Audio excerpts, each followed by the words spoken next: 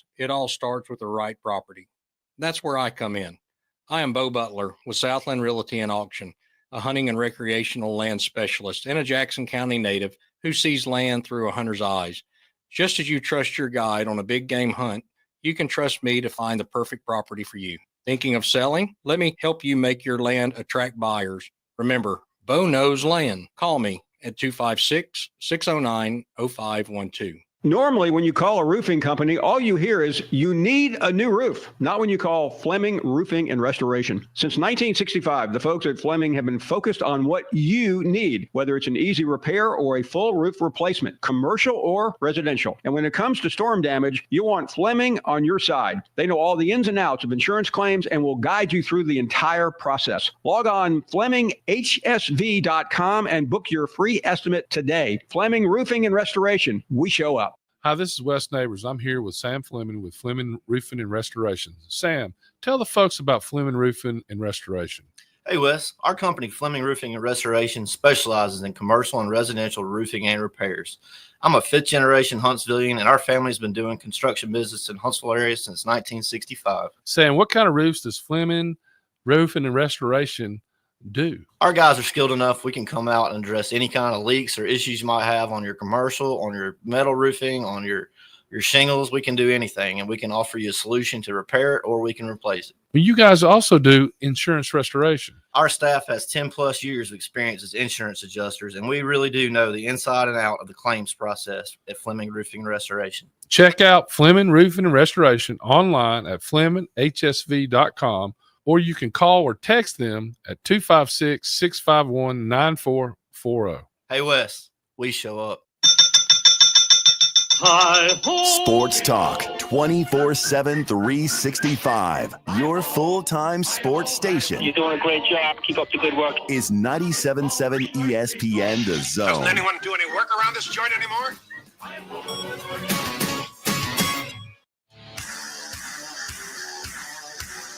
Joe Hunk, John Abraham, 256-576-4977. Welcome to the Blitz. Hello and welcome in to the Morning Blitz. It's not the Morning Blitz, it's the Blitz. We're still trying to get all of that stuff down and ready. We got a lot of fun things to hop into today, including today's celebration, Joe. Do you know what today is? It's significant for? Okay.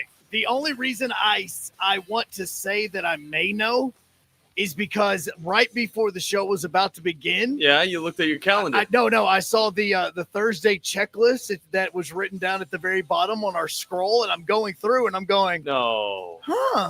What's that? But look, here's the thing. You spoiled yourself. No. Never mind. I was about to go into a parenting you don't story, need to do that. But trust me, it's early. There's people still eating breakfast. There actually is a need. So look, man. Okay, no. We already got Joe off tangent. Here's my problem. What's up, dog? Okay, so it's been 22 hours since we did the show yesterday. Yeah. And as the evening was going along last night, I'm sitting here going, there's nothing going on. Like, there's nothing. Like, the emptiness of, like, it feels weird because college football is over. I understand that feeling right there. I'm, like, sitting and just going, I don't have anything to really make sure that I'm paying attention to. Alabama and Auburn aren't playing again until Sunday or Saturday. We've got Moulton and Scott are on a bus to Valdosta, back from Valdosta. Yeah. They're about to get back on the bus to go to Florida. Now they're going to go to – I'm like, this is so weird. Last night was so weird. But look, and this I'm letting you know right now, if you are eating, this story is going to make you throw up. I'm just going to go all ahead the kids eating cereal on their way to school. Yeah, actually, school I think is closed for today. No, school's not closed for today. Okay, no, it's not closed. Sorry to hype that up. If it is, my son's sitting in a room by himself right now. And so are the other 65 kids that was getting out in the cars whenever we were. But no, so this is parenting, okay? Because as everything is happening with the fact that we're trying to figure out what's this post-college football world that we're in right now. We have the conference championships going on. My son decided that he wanted to do something yesterday that all parents have had to go through. And obviously, even though he's 6 years old, he still has accidents every once in a while. Mm-hmm. So I walk into the house yesterday because we didn't have any games or a havoc hour or anything like that. So I was able to get home early. And I thought, you know what? But to get home early, little man and I are going to go play some PlayStation. He's going to play some Roblox. We may play some Guardians of the Galaxy. Like, we're going to be good. You know what I walk into? I don't want to know. Oh, you're about I to really find out. don't want to You're know, about to find Joe. out. Because I walk into a house and my son walks up to me and he goes, all right, Daddy, you can't be mad when I tell you this. I'm like, son, you don't tell anybody. Like, you automatically know that they're going to get mad when this happens. Well, that's why he's got to learn the lesson, okay, in the future. And I'm not trying to teach him. I'm not trying to teach you, how to parent either. But this kid, what he needs to do is he needs to come up to you and tell you the worst thing that could possibly happen, and then say, "Oh, no, that's actually not it," and then just slowly open his door to his room. So it was almost similar because he goes, Dad, because God, he has my wit, and it's good and bad. He goes, I may have waited a few seconds too long to go to the bathroom. And I go, all right, first off, I'm not upset with you because you're honest with me. Like, I just want you to be honest, man. Yeah. As long as you're honest with me, I don't care if this is in life or what. I want you to be honest with me, okay? I want you to be honest. Straight up with I said, all right, cool. I was like, well, did you go to the bathroom? He's like, yeah, I did. He goes, but I got a little bit in my shorts. And I'm like, okay. So are we talking number one or number two here? Because like, which one? He's like, it is number two. And I'm like, oh, okay. Just a little bit though, right? I was like, well, did you change? Did you get cleaned up? No. Wait, what do you mean no? Like it's still there? That is like cement, man. It's stuck. It's just they can't get it off. Like, this is what I walk into? Jeez. Like, I just walked in and it's just like and he's got this look on, like he's got his hands up to his face like I have it on right now on WZZ and TV. I don't know if Fleming Roofing and Restoration can help with this with restoring my son's shorts, but no need. Because they're in the trash. But he goes, gotta burn those ones. He goes, no, I didn't. I was like, well, how long ago did this happen, big man? He says, just a couple of minutes before you got here. And I said, okay. I said, all right, well, let's go fix the issue. And so he goes into the bathroom, he drops trowel, and he said, and I look down and I'm like, bro, that wasn't a small accident. Did you just like dive in a mud pile beforehand? Yeah. Like, what did you do? And he's like, man went 2+2. He's like, I made a mistake. He goes, can I use the bidet? Dude, at least you got the bidet. I said, okay, all right, we'll turn around and go use the bidet. I was like, whoa, hold up. What? He goes, the bidet. He's like, I'm using the bidet to clean myself. I was like, son, the bidet is for the spot. The problem is the spot is not where the issue lies. He goes, well, where is it? I was like, son, half of your leg is brown right now. It is like from the knee to the cheek is brown. I'm like, what did you do? I get the idea that it's probably like using safety scissors on surgery for his situation yesterday. And you might have walked into it, but a lot of people are having to tune into this. Yes, so absolutely. So you're not alone here. No. And so I just said, he goes, but can't the bidet help? I'm like, no, the bidet shoots in one spot. That's not where the issue is right now. No. So I made him get into the shower and I just said, all right, son, assume the position. Because I'm going to go out and I'm going to clean up the situation out here. You just let the water hit you until you're good to go. Well, it took a 20-minute shower. That was my afternoon. And what's bad is after that, I was shot for the rest of the night. Yeah. I mean, right now, Alabama could have fired Kalen DeBoer and I would have still not been as traumatized as to what I walked into. This is parenting, my friend. There are people that are driving right now to work or sitting down in their cars or in their office and they're going, I've been there, man. Yeah, relatable. I've been there. Relatable. I've totally been there. I mean, I did. I just looked and I just went, yeah, we're throwing all of these clothes away. I'm not even going to try to clean this up. It's a smart choice. I'm going to clean up. That right now was the most exciting thing that happened in my day yesterday. And I'm still sitting here trying to figure out, is there anything happening? Is there anything? Well, I'll say this. Help me here. What was this day that we're celebrating? Because I need something. Because I just spent yesterday cleaning up poop around my house because my son, by the way, it wasn't 2 or 3 minutes. All parents know this because it was way too dry to be 2 or 3 minutes. Okay, Joe. All right, enough. I've had enough of your fatherly conversation. It's a sports show. It's not a parenting show, but I appreciate if your team was what my son went through yesterday, what team would it be? I would say South Carolina, Ole Miss. I'd also throw out Georgia because all of these teams crap the bed. I know. Look, that's what was going on yesterday. We got some basketball. We also got a little bit of the NFL honors. It was slowly being teased out, and now today we actually have the whole list of all of the different nominees for all of these different awards. So that's definitely something we're going to hop into. We're also going to get into a little bit of the weekend slate of SEC basketball because that is really the main thing that we're focusing on until baseball season comes and hits us like a rock. On top of that, I didn't tell you, but today is a very special day.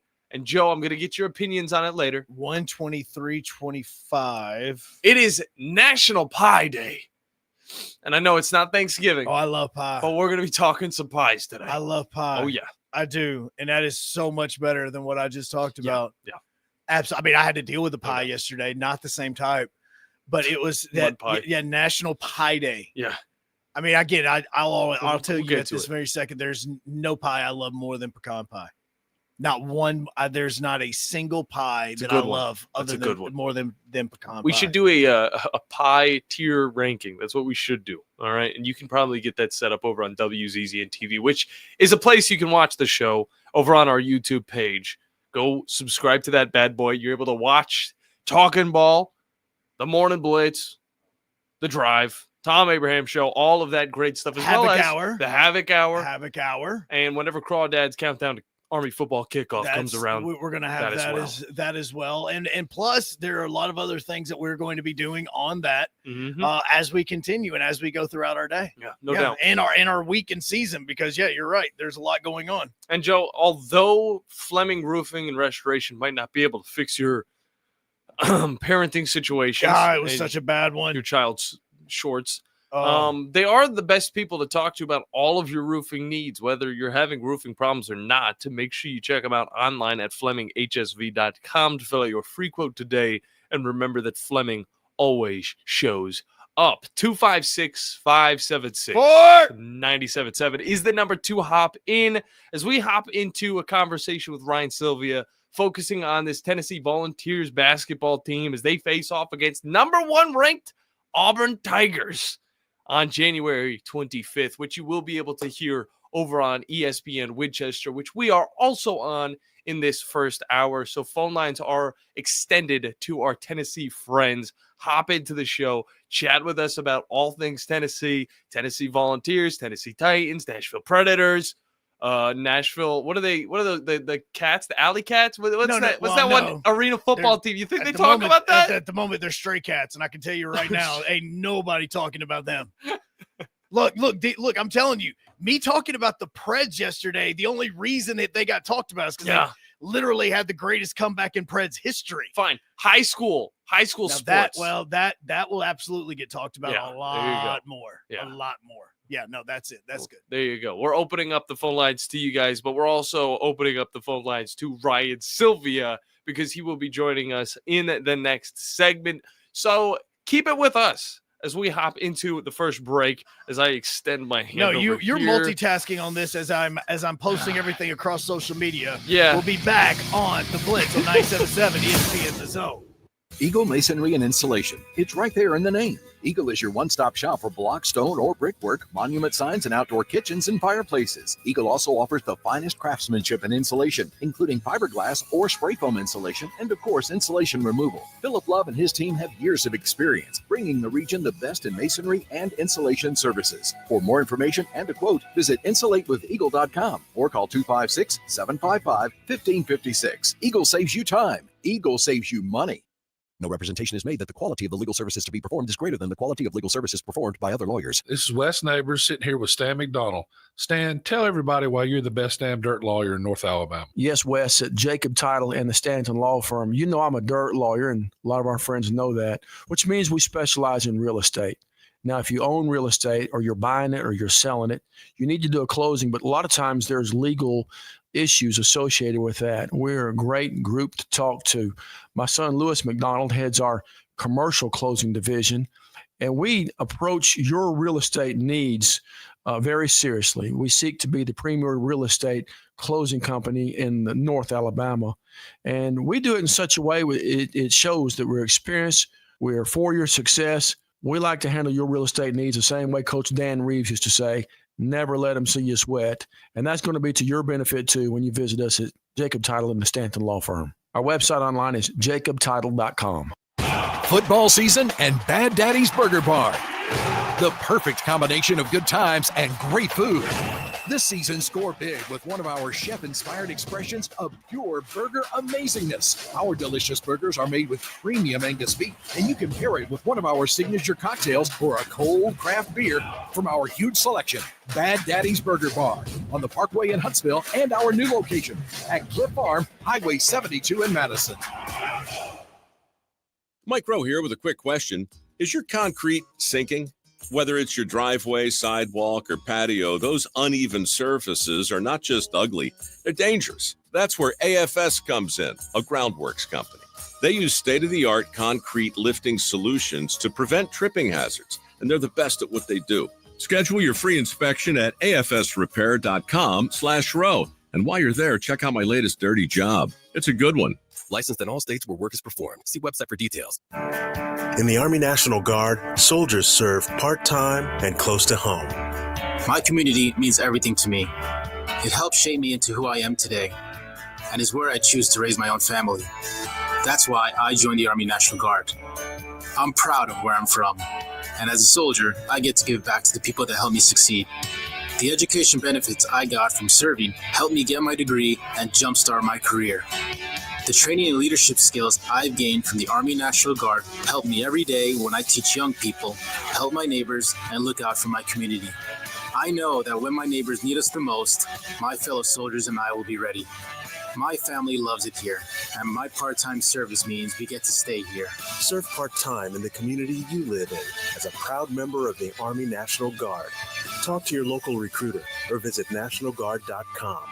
Sponsored by the Alabama Army National Guard, aired by the Alabama Broadcasters Association and this station. From the Fox 54 Weather Center, I'm Chief Meteorologist Jordan Dressman. Another cold night across the Tennessee Valley, but we're not going to be as cold tonight as we have been over the last several nights. Temperatures drop into the mid-20s. A partly sunny sky Friday afternoon. Temperatures climb into the upper 30s and lower 40s. We drop into the mid-20s once again as we head into the early hours of Saturday morning. Mostly to partly sunny sky Saturday afternoon. It's actually going to be quite nice across the Tennessee Valley. We climb into the mid and upper 40s. I do think a couple of folks could actually see the lower 50s. I'm Chief Meteorologist Jordan Dressman on your home for ESPN Radio, 97.7 ESPN The Zone.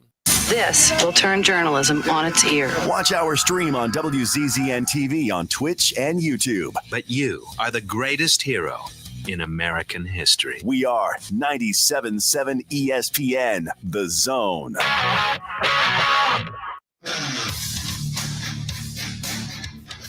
Hello and welcome back into the Morning Blitz. John Abraham, Cap Cool, alongside Joe Hunk here on a thirsty Thursday in the no man's land.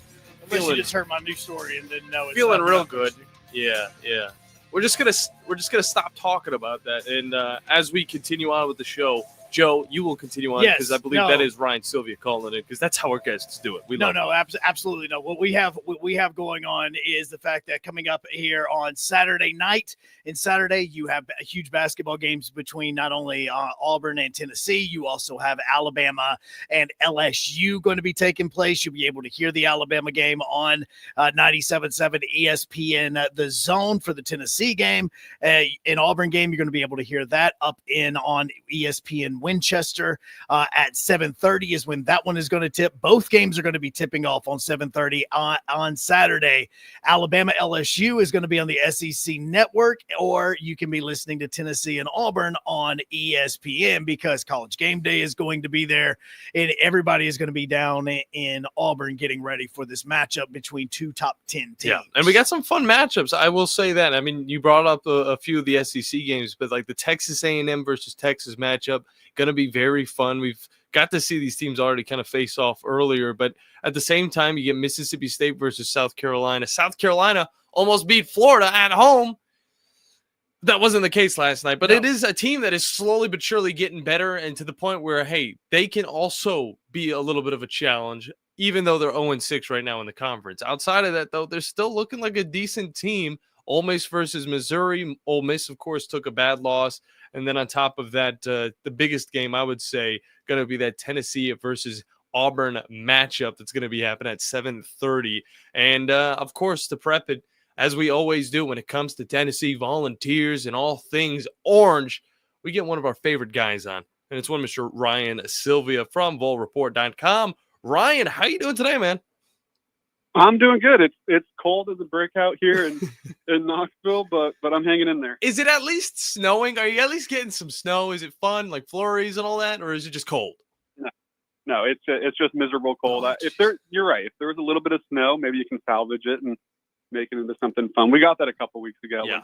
When Knoxville wise, it felt like 2 feet, but it was probably about 4 inches. And since then, though, it's just been kind of that wet grass that the snow leaves behind and just frigid temperatures. Yeah, I understand how that is. And I've also been having to deal with that super cold temperature just going out in the morning, like 5, 6 o'clock in the morning. And it's just, I wish there was some sort of snow, but it's just shiny grass and my breath. I can see it every time I breathe. But hey, for Auburn right now, they might be a little bit distracted. They actually have got some snow coming through. And I want to know a little bit. That's the first thing we're going to get into. Auburn versus Tennessee. Of course, Tennessee having to go to Auburn to face off against this number 1 ranked squad. I have a few questions, but initial thoughts on this matchup is, of course, you get 2 top 10 teams already playing in the Plains. This is a hell of a matchup. Yeah, Auburn's a really good basketball team. They're the number 1 team in the country, and I don't think that there's much argument otherwise right now. And even with maybe a banged up Johnny Broom, who didn't look the best in their last appearance against South Carolina, even when he's not at 100%, they still look incredible. And that's kind of the mark of a really, really good team. And they're the favorite to win the whole thing for a reason, right? And so Tennessee's going to have their hands full. Last time they went on the road and played a top 5 caliber team in Florida, they got it handed to them. Yeah. So they're going to have to come out and they're going to have to hit shots early, which they were able to do in their last game against Mississippi State, but that's kind of plagued them a little bit in the past. So I think that's kind of the key. If you want to be able to go out there and even though you're a top 10 team yourself, upset Auburn on the road, you can't get off to a slow start. Yeah, and one thing I want to focus on with Johnny Broom is, what have you heard about his status? Because you say banged up, is he going to be playing in this game? What percentage do you think that he's going to be playing at? And on top of that, even with him being at 100%, who do you think would be the best matchup to kind of reduce his impact in this game? Yeah, I mean, I don't know if there is a great way to stop him right now. He's just been incredible. Like he's probably going to win SEC Player of the Year if he can kind of stay healthy. So I guess maybe you go with Jemai Mashak, who's probably the best defender overall in the SEC, but he's given up sizable size advantage there. Like he's given up some significant height. So do you trust him to do that? Do you try to stick maybe like an Igor Milicic who's mobile enough to stick with him and has the height, but maybe isn't an elite defender like Tennessee wants to put on someone's best player? It's going to be interesting how they would handle that. I'm not 100% sure what his availability is. I'm hoping to talk to one of the Auburn writers in the next couple of days to kind of preview that matchup. Okay. And I guess I'll find out more then. But with him on the floor, they're an issue. Without him on the floor, they're still an issue. And it's just really a team that you have your hands full with no matter what. Yeah, no doubt about that. Joe? Yeah, and as we're joined right now by Ryan and Silvia of the Vol Report, not only has this team, coming off the loss, or they beat Mississippi State, but then they're coming off the road loss to Vanderbilt. Before we start looking at this again, it was a road game. But what all happened in that Vanderbilt game that for it to be what it is? Again, I know a lot of people making a big deal about the women and the men both losing at Vandy. Yeah. But as far as the game is concerned, X's and O's wise, what went wrong for Tennessee in that, or more or less on the defensive side, what went right even for Vandy?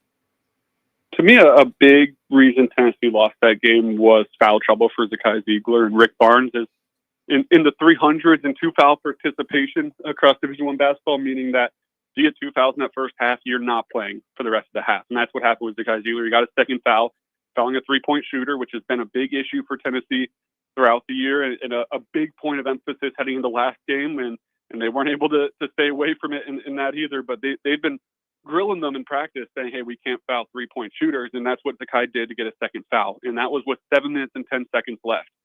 From there, Tennessee makes one field goal, I believe, for the rest of the half, and just got ran over by Vanderbilt. And to me, it was a little concerning how bad Tennessee looked without Zakai Ziegler on the floor for stretches there. And that was the turning point from where Tennessee looked like maybe they were going to run away with it in the first half to all of a sudden you're staring at a deficit in the second half. And then Zakai comes back in that second half and things start to look a lot better. So Zakai Ziegler not on the floor is a big issue for Tennessee right now. He's capable of playing all 40 minutes, but to get some foul trouble like he did at Vanderbilt, then maybe that's a good way to catch Tennessee. It's crazy to think about asking about this about a team that is 17-2 right now, but you are 1-3 in your last 3 road games in this, and obviously you're going on the road on Saturday. Should Tennessee fans and should we be focusing on the fact that on the road the last 2 of the last 3 road games Tennessee hasn't been able to pull out a win? Should we be looking more into that, or is it just coincidence? I think it's fine to maybe monitor the situation. Like if that continues to be an issue, then sure. But they also went on the road and beat a really good Illinois team on the road. And they also went on the road with Kaysen Pryor still healthy with Louisville and beat the crap out of them out there. So they've proven they can play away from home and in hostile environments, not in the SEC yet, but they've done it and they've gotten the job done. So I'm not ready to fully panic about like this team can't win on the road. What are you going to do when that happens? Because they've also won neutral site games, and it was against a Miami team that's not good at all, but they look good in that neutral site game. So I think you give them some credit there, and that's the type of game you're playing in March, is in a neutral site like that, where the stands are probably either 50-50 or a little bit leaning towards ball because of the way that this fan base travels. So I'm not overly concerned about it. Maybe if it continues to be an issue, I'll hit the panic button. But for now, I'll look to that Louisville and that Illinois win and go with that. Ryan Silvia from volreport.com joins us, and you bring up Miami, and I threw up in my mouth a little bit. I actually had to bring that one back a little bit. But I wanted to talk about this because, of course, we're in Huntsville. We focus a lot on the Crimson Tide, the basketball team, riding pretty hot right now, but still has their own ups and downs. You look forward to their schedule, and they've got LSU, Mississippi State, Georgia, Arkansas. It's actually pretty favorable for a team that already had to go through some pretty tough matchups. You flip that over to Tennessee's upcoming schedule, and it is an absolute gauntlet. I feel like I say that all the time, but now we're finally figuring out who is legit and who is a little less competitive in the SEC. And you've got Auburn, Kentucky, Florida, Mizzou, all top 25 teams, all looking to be a huge contender later on in the season. Talk about it. And then Oklahoma, and then Kentucky again. I know, right? yeah. It just re-ups. 5 of the next 6 against ranked opponents. It's nonstop in the SEC. It's easily the best basketball conference. We've talked about this on this show before too, and you just don't catch a break. Mm-hmm. And so when you do play teams like a Vanderbilt that Tennessee couldn't beat, or you get those South Carolinas, who both of those teams are good teams, right? But they're not top 25 contending for a national championship caliber teams. You do have to take care of business. And Tennessee wasn't able to do that at Vanderbilt. They're going to have to do that even when you're talking about hosting some of these really good teams. You got to defend your home court. And that's kind of just the way I look at it. When you go on the road and play a team that's not in the top 25, you better win. And when you're at home, you better win. And if you do that, you're in a good situation and you're going to be able to be towards the top of the SEC. And if you're one of those top 4 teams in the SEC, that means you're probably a top 3 seed in the NCAA tournament. So that's just kind of the way I look at it. I don't panic much about that road loss at Florida. I don't panic much about maybe an ugly loss at Auburn this weekend, if that would be the case, because of just the caliber of teams that every SEC team is obviously playing this year. But the games that you feel like you should win, you really do need to win. And if you can get to like 12 wins and go 12-6 in conference play this year, I mean, that's probably good enough for a 1-2-3 finish in the SEC. As Ron Silvia joins us right now from the Vol Report, it's weird for you because you have to focus on basketball. You've got to focus on baseball that's coming up, but then you also have football that's still kind of happening because you have all these players for this Tennessee team that is, figuring out if they want to go into the draft, what their draft position is going to be, who's coming back, transfer portal stuff and all that. For, a lot of the Tennessee fans in not just the Tennessee Valley, but also in South Tennessee, what all Tennessee players did make the declaration that they are going to be going to the draft so that they can start getting ready for the combine? The big 2 that Tennessee is going to lose that had eligibility to return if they wanted to are the main 2 guys on Tennessee's roster, and Dylan Sampson and James Pierce Jr. And those are significant losses, but I don't think anyone, especially once that season got going and how well both of them continued to play, thought that there was much of a chance they would return for a senior year. So the entire year you kind of treated them like seniors in a way, where it was like, this is the last run for both of those guys. And they deserve all the hype they're getting.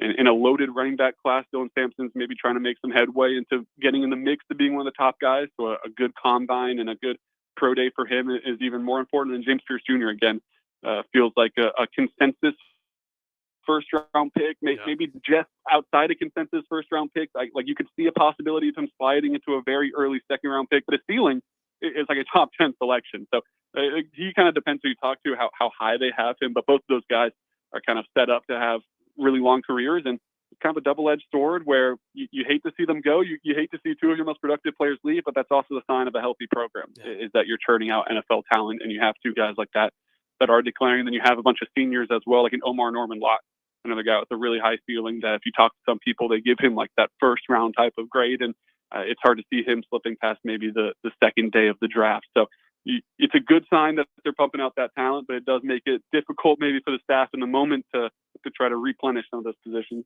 No doubt about that. And the player that I feel like I've been talking with you about for the longest time has been Dylan Sampson. I want to know, because he came in as a 3-star. Obviously, he was a backup to 2 other amazing backs that are now playing in the NFL. But I want to know, do you think Tennessee got the full 100% out of a running back like this, and where he might go as a starter, as a backup? Like, where do you see the longevity of his career?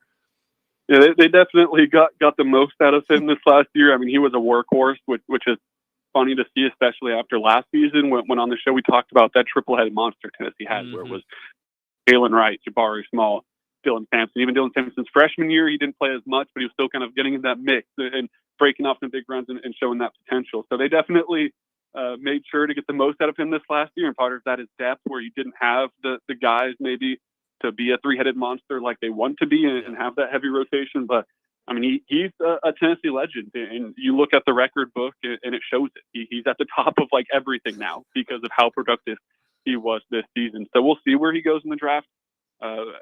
It's such a running back heavy draft this year, and it feels like every year is getting more running back heavy just because of all the talent that's in college right now. So I could see him slipping into like that 3rd day, or I could see him being one of the first running backs off the board, which may be all the way in like the 3rd round. And once he gets to a team, I'm sure he'll crack the roster. But we saw Jalen Wright this last year. He was a decently high pick and went to the Dolphins, who had a good amount of depth there already. And he kind of struggled to see the field, not because he wasn't necessarily productive, but because there's a lot of talent there already. So it's just all fit, right? Like Hendon Hooker, if he's on a different team, maybe he's already got a chance to start, but he's on the Lions and they're rolling. So the only time he really played so far is just in relief duty for Jared Goff. It could be a similar situation, just really all depends where you go.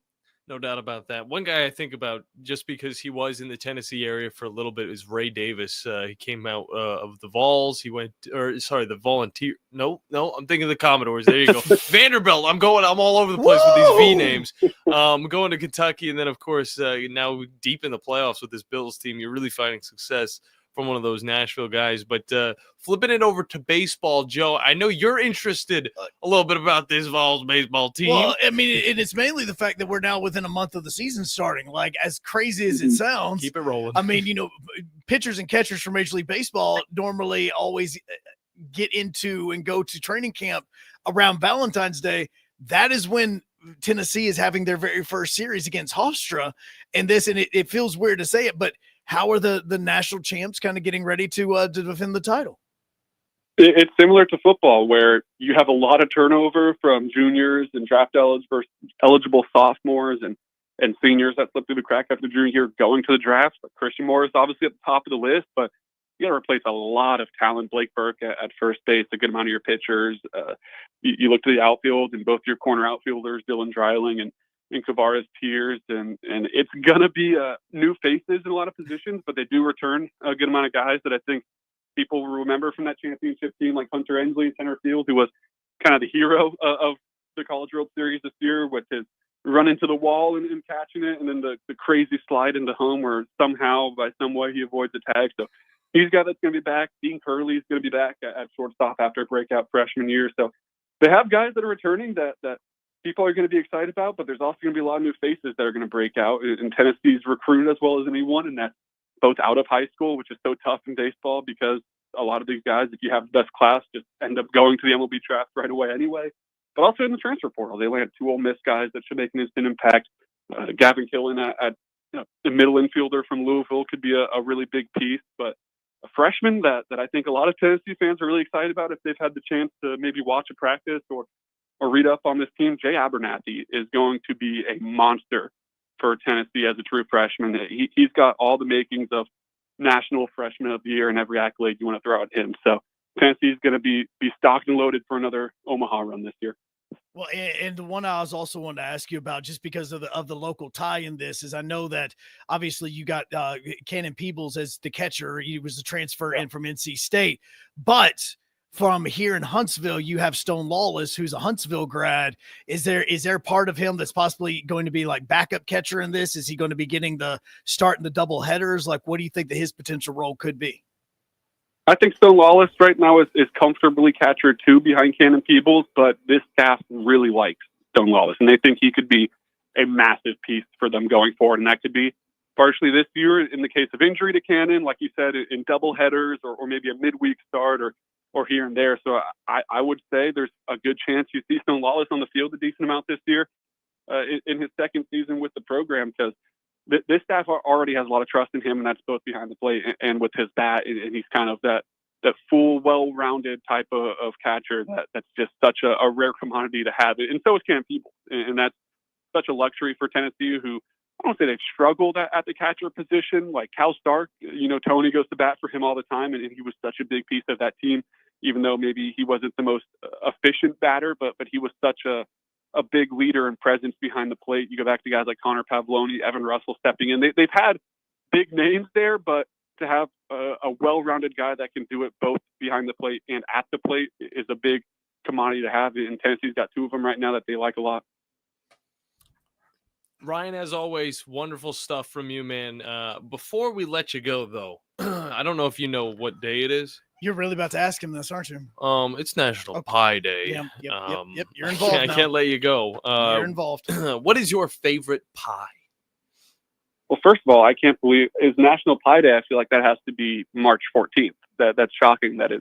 You would think, it's a different. right? It's a different type of pie. It's a. I guess you're eating pie. This one you eat. Yes. I mean, it's the better Pie Day then. Yes, better very much.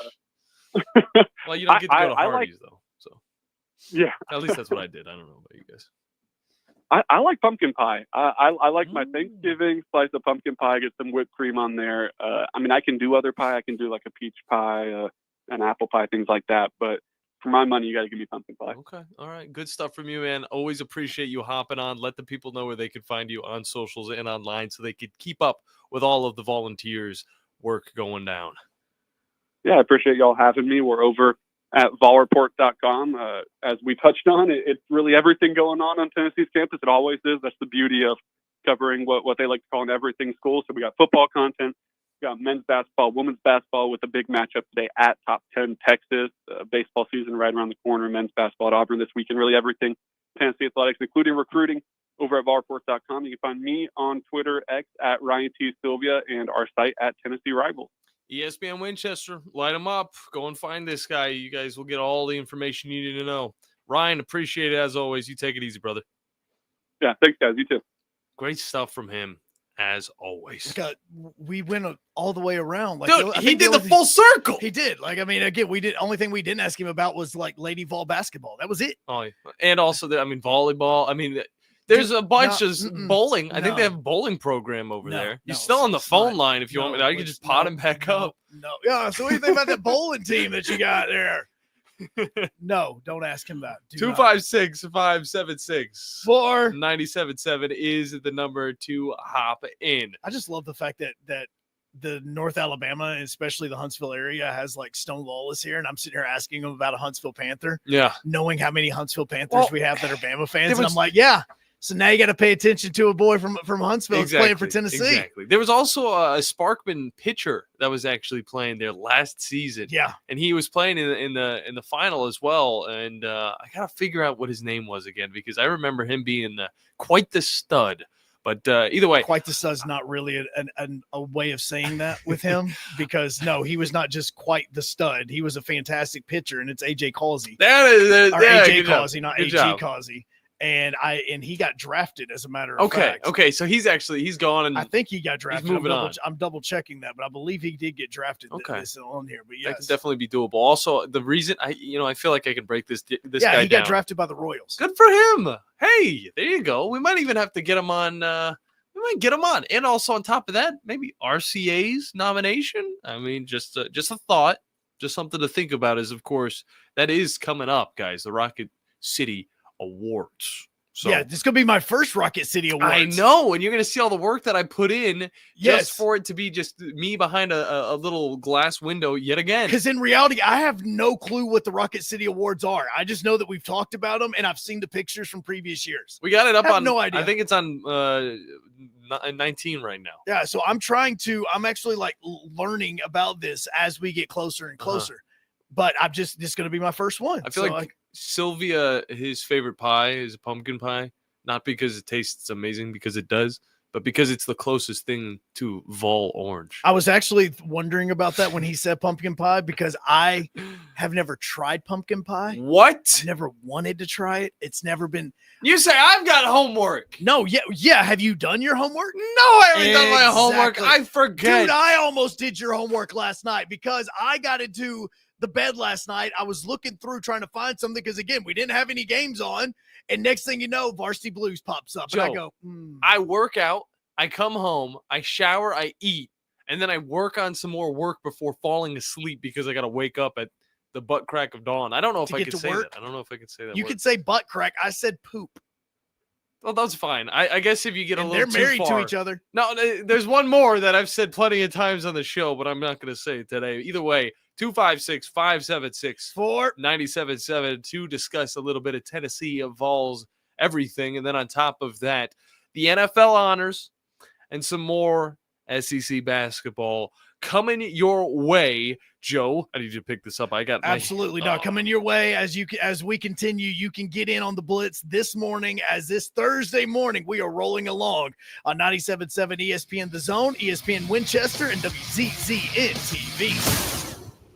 This is Brent Musburger's VSiN Action Update on 97.7 ESPN The Zone. For a limited time, GBank is offering a $250 bonus when you open a GBank Visa Signature Card. Apply today at vsin.com/GBank. Championship Sunday in the NFL. The Chiefs a 1.5 favorite at home of the Buffalo Bills. 47.5 the total at Arrowhead Stadium. The two-time defending Super Bowl champion Chiefs looking to become the first team ever to win 3 straight Super Bowls. Philadelphia Eagles laying 6 of the NFC title game against the Commanders. 47.5 the total at Lincoln Financial Field. College basketball today. It's Jacksonville State, a 6-point road dog at UTEP. 137.5 the total in El Paso, Texas. Lipscomb laying 2.5 at North Alabama. 147 at Flowers Hall. And Troy and Southern Miss, scheduled for today, moved to Monday due to winter weather. For more, go to vsin.com. Mike Sennett, 97.7 ESPN The Zone. The state's largest orthopedic group is growing to meet the needs of the patients in our community. The Orthopedic Center has long been the most trusted name in orthopedics in North Alabama. So as our area continues on the fast track, so does the need for premier orthopedic care anywhere and anytime you need it. TOC is proud to announce the opening of our new locations in Albertville and Hampton Cove, along with the grand opening of our newest office in Decatur. These clinics will offer the same high-quality orthopedic care you have come to associate with TOC, with the convenience of being closer to home. As a patient, your time is your most precious asset, and we recognize that at TOC. That's why we are also proud to announce the opening of our urgent ortho clinics to handle those bumps and bruises that need prompt attention. These clinics are available to care for acute orthopedic injuries with no appointment necessary. With 38 physicians, 20 centers of excellence, and now more than a dozen locations to serve you, TOC will continue to be the name you turn to for the best orthopedic care at the right time. Visit our website at visittoc.com for more information. TOC, helping you live a better life. Flying nonstop from Huntsville is a breeze on Breeze Airways. They're nice people flying nice people to nice places on really nice planes. Let's be direct. Nonstop from Huntsville to the places you want to go. Las Vegas, Orlando, or Tampa starting at $49. It's time for a weekend getaway or a long overdue week away. Time to check in using the convenient Breeze app and check out. What are you waiting for? Book today at flybreeze.com. That's flybreeze.com. Breeze Airways. Seriously nice. You'll love the expanded wine selection at Liquor Express. From special occasion to everyday table wines, they've got what you need. Meet your friends at the largest tap wall in Alabama with 105 rotating selections. Then take home a growler full of your favorite or choose from our 1,000 canned or bottled beers. Need help stocking your bar or planning your party? Liquor Express has a knowledgeable, professional in-house staff that can assist you with anything from your bar to the planning of your special event. Visit liquorexpress.net for tasting specials, giveaways, and classes. Mark and Henry McDaniel, attorneys at law, are proud alumni of Madison Academy, and Madison Academy is proud of them. They have served our community through their practice, through volunteerism and service on national, state, and local boards. They explain the complexity of critical court rulings on local media. Their successful practice has been built on integrity. Both are veterans of MA Athletics and proud sponsors of Mustang football. McDaniel and McDaniel, attorneys at law. No representation is made that the quality of the legal services to be performed is greater than the quality of legal services performed by the lawyer. 1 in 3 adults in America have pre-diabetes, but most don't know it. To let people know it can be reversed before it becomes type 2 diabetes, professional basketball player Julius Randle is doing everything in reverse. I'm only dunking with reverse windmills. I drove the whole way to practice in reverse. I don't recommend it. This move's called the reverse shuffle. I do recommend it. And it took me months to learn how to speak in reverse, like this. Here's 10 almost for diabetes type 2 with living then has mom my. In other words, my mom has been living with type 2 diabetes for almost 10 years. So together, we want to say to the 84 million Americans at risk, exercise and healthy eating can help reverse prediabetes. Start by taking a simple 1-minute risk test at doihaveprediabetes.org. Brought to you by the Ad Council and its Prediabetes Awareness Partners. Bet he can't say that in reverse. From the Fox 54 Weather Center, I'm Chief Meteorologist Jordan Dressman. A partly sunny sky this afternoon. Temperatures going to climb into the low and mid-40s, a significant improvement over what we've seen the last several days across the Tennessee Valley. We drop into the mid-20s as we head into the overnight, early into your Friday morning. A partly sunny sky Friday afternoon. We're climbing into the upper 30s and lower 40s, dropping into the mid-20s as we head into the early hours of Saturday morning. A mostly to partly sunny sky Saturday afternoon. Temperatures climbing into the mid and upper 40s. A couple of folks might actually end up seeing the lower 50s across the Tennessee Valley. Meteorologist Jordan Dressman on your home for ESPN Radio, 97.7 ESPN The Zone. From Coleman to Fayetteville and all points in between. Son, pull the hammer back. Smokey's coming at you in a plain white wrapper. 97.7 ESPN The Zone.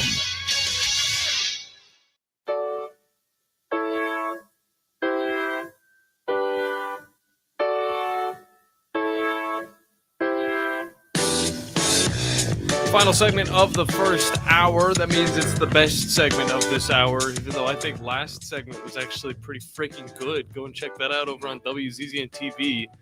Golly, Ryan Silvia giving us all we need to know about the Tennessee Volunteers athletic department, except for maybe volleyball. But you know what? Maybe Jeff will call in and tell us a little bit more about that one. I do want to say this. Congratulations to the Detroit Lions for being an absolute smorgasbord of coaching possibilities. As, of course, we talked a little bit about it the other day. Raiders found themselves a new head coach. Oh, so yeah, the Raiders did. I'm getting mixed up with all these other coaches. And then the Jets, of course, Aaron Glenn heading over, defensive coordinator Aaron Glenn headed over it was to New Bears. York. Oh, the Bears. See, I'm getting Ben mixed Johnson. up. What have the Raiders done? Have they done anything? They haven't found a coach yet. Tom Brady coaching? No, they haven't. And part of the reason is because the whole thought was that maybe a package deal, but with Prime and his son. Oh yeah, there was that thought. Maybe I mean, we can wait especially on when that when your dad says, "Hey, I'm not going to have my son playing for one of the teams." At least that kind of gives you a little bit of better look, man. You give me the face all you want, but I don't blame him for saying I don't want my son playing for the Browns. No, that let me tell you, the staff for the Cleveland Browns right now is absolutely terrible. I would say sell the team, but I'm not going to be one of those guys. Plus, I don't have enough money to fly a plane over the stadium throughout the entire season until it actually happens, like the Giants did. Regardless of that, Aaron Glenn, defensive coordinator for the Lions, going to New York to be the new head coach. They still got to get a GM at one point, but you know what? They'll worry about that later. I like this though. Well, no, they have one. Isn't he the quarterback? They should. He should just quit. Look, he should retire and just say, you know what? No, actually, I mean, that's the way that organization works anyway. Go back, get Sam Darnold. All right, Sam Darnold back on the Jets, and then you just be like, okay, Aaron, you know what? We're gonna pay you your money, but how about you just be the GM, and you're pretty much just gonna be the prince. Is it bad that I know they don't do this, and it really kind of frustrates me that teams don't do this, because when you're talking about marketing strategy, this would be absolutely brilliant. All you need to do is you need to get a shot of the movie 300, and you need to have Sam Darnold doing the kicking. Okay. And you need to have the picture of Aaron Rodgers being the one that's getting kicked into the hole.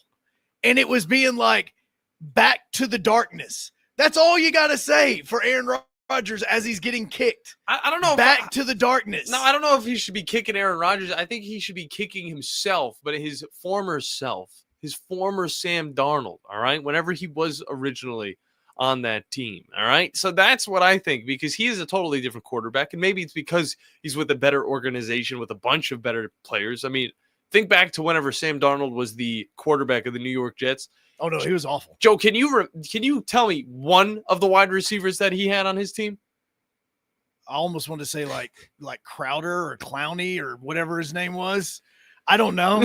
That's what I'm saying. I genuinely do not know. And now you see what he's got in Minnesota, and this might be the reason why, you know, the Vikings have so many options moving forward. They could trade J.J. McCarthy. They could continue rolling with the Sam Darnold and still find some success with the guys that they have, Justin Jefferson, T.J. Hawkinson, and on top of that, Jordan Addison. I mean, those three right there are all you need, and maybe pick up another piece in the draft, and there you go. You got one of the best wide receiving cores in the entire NFL. No, and look, I think that is an overreaction to an extent of us thinking that Sam Darnold's going to come in and be good. But what's funny is that we're kind of in this period of time where we have nothing but overreactions. Like, exactly. I mean, think about the last 48 to 72 hours since the national championship took place. How many overreactions have we already heard just in the last 72 hours after the national championship game? I think the calmest overreaction was actually saying that Ohio State was the best college football team ever. So you've had Ohio State as the best college football team ever, because apparently the people saying that were not around in 2001. You also have the Big Ten is the new SEC. We have heard that Notre Dame is officially back over with Marcus Freeman. And look, I'm not saying any of these are wrong. I'm not saying that any of these are right. I'm just saying, if you're looking at what a lot of people are saying since the national championship, that Alabama's tenure as one of the dominant powers is over. Mm-hmm. We have heard the SEC has just been thrown out the window because the Big Ten has won 2 in a row for the first time since World War II. And so I'm curious as to what the biggest overreactions are that you kind of have heard since the national championship. And look, that's not even counting all the NFL stuff, with the Chiefs are getting all the help from the referees and everything else that you're hearing about. I'm just talking about the overreaction with college football. It's crazy to hear all the things that we've heard. Now, look, has the Big Ten stepped up? Absolutely. You know how not because of the national championships. It's more about the fact that we're seeing these teams starting to get commissioners together. Do you think that the SEC would want to work with a conference that is actually bad? Do you see Greg Sankey calling up the Pac-12? Do you see him calling up the Big 12? Do you see him calling up the Pac-9? Do you see him calling up the Mountain West? No. He's calling the Big Ten and he's saying, look, man, we're the game. Yeah. Like college football runs through us. Like we have all the overreactions. And obviously one of them that we're going to talk about in the next hour also is going to be what happened with the ratings, because I think that is a much bigger story than what is kind of being led to, because I think there's a lot of things to it that we should be paying attention to. Yeah. But what is the biggest overreaction that you have heard since the national championship game? Either you can believe it or not, or you've heard it, but is the Big Ten the new SEC? Is Notre Dame about to take over? Is Alabama dead? All these things that we've heard about. Is Ohio State or was Ohio State the greatest team of all time? All of these overreactions we'll talk about when we come back in the second hour of the Blitz. He's John Abraham. I'm Joe Hunk. Phone lines are open to you. 256-576-977. Get you in on the show today as we continue into that second hour, as you continue to also watch on WZZN TV. We got more questions as well. We do? We do? Yeah, we do. Sweet. Yeah. The company is Eagle Masonry and Insulation, but did you know they're also Eagle Landscaping and Dirt Work? Eagle can take care of all your landscaping needs, including irrigation, sod work, and planting, both plants and trees. On the dirt work side, Eagle can grade and build your pads, haul dirt in or out, and even do erosion control. Philip Love and his team can do it all for you. The website is the same, insulatewitheagle.com, as is the phone number, 256-755-1556. Give them a call and see what Eagle can do for you. Eagle saves you time. Eagle saves you money. Specializing in simple and affordable rentals, McCurry Van and Car Rental can make sure you have just the right vehicle for your next family vacation, weekend getaway, or if you just need transportation while your vehicle is being repaired. McCurry carries Ford Transit vans and Mercedes Sprinter vans, trucks and work vans, and more. And they offer discounted rental rates for long-term rentals. Now with 4 locations: Athens, Muscle Shoals, Coleman, and Huntsville. Log on McCurryRentals.com to make your reservation now. That's McCurryRentals.com. Carrabba's Italian Grill is the best place to enjoy authentic Italian cuisine, passed down from our founders' family recipes. Featuring a wood-burning grill, you can enjoy Carrabba's signature dishes, including chicken brine, wood-fire grilled steak and chops, and classic Italian pasta dishes. Have a special event? Elevate your catering with Carrabba's Catering, the perfect way to enjoy large party portions of your favorite hand-prepared dishes for any event. Carrabba's Italian Grill at Parkway Place, Huntsville.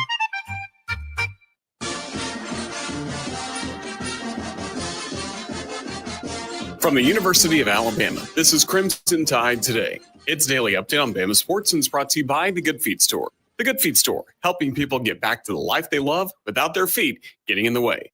Start your journey at goodfeet.com.